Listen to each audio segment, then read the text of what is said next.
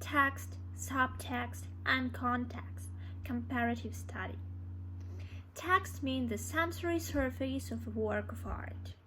In film, it's the images on screen and the soundtrack of dialogue, music, and sound effects. What we see, what we hear, what people say, what people do. Subtext is the life under that surface, thoughts and feelings both known and unknown, hidden by behavior.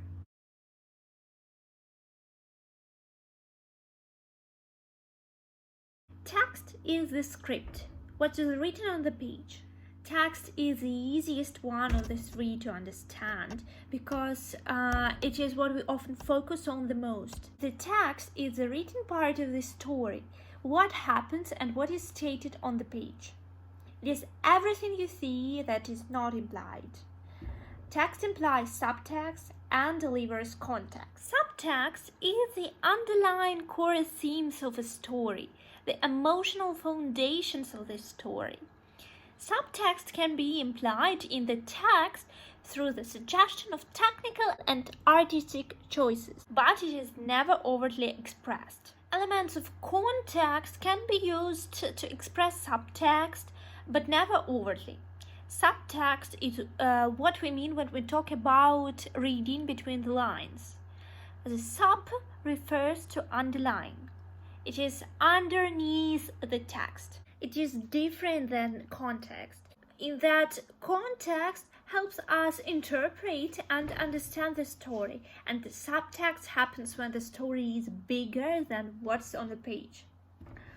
Once the reader has some stability, some grounding with context, you can make them a participator in the story through subtext.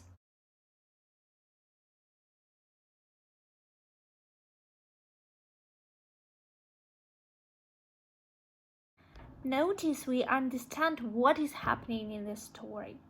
The subtext is that although Mr. Henderson acts like he disapproves of Robert's joke, his body language tells us he thought it was funny. Subtext happens through implications. It also uses contradictions of one sort or another. What Mr. Henderson says is at odds with what his body does. Subtext happens when the audience comes to a conclusion that explains those contradictions. Context is the who, what, where, when, and how parameters of a story. Context elements can be found in the text. Context in this sense is all the grounding and guiding information that the audience needs, such as who characters are, where they are, what time of the day it is, etc. Context can also be any other additional information the audience needs to interpret and accurately understand what is happening in the story.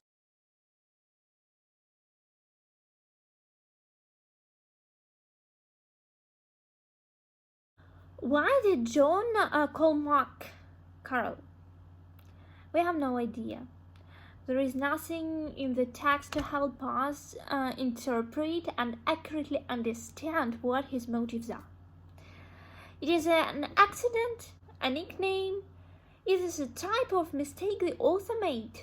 This passage lacks context.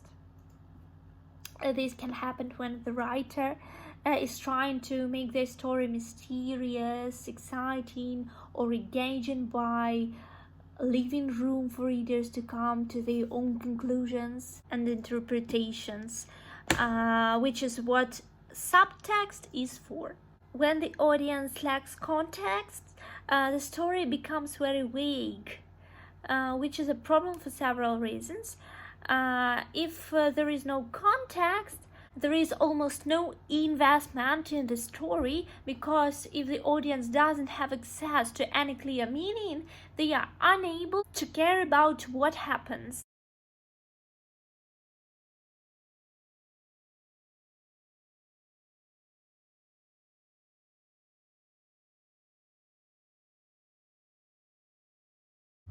in this example, the context is brought in through telling, but in general, context can be conveyed in several other ways: through dialogue, through character reactions, through description, or validating the reader. How it should be conveyed depends on what it is and what the scene calls for.